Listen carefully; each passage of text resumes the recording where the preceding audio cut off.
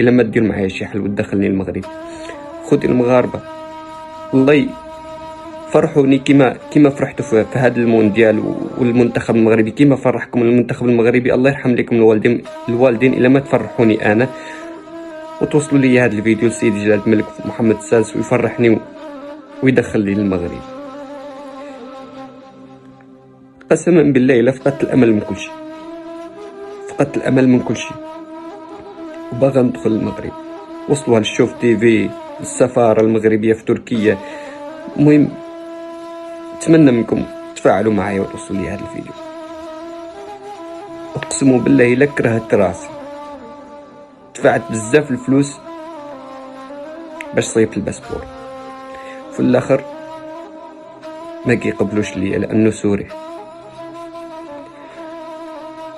الله يطول لي في عمرك يا سيدي الا ما تدخلني للمغرب.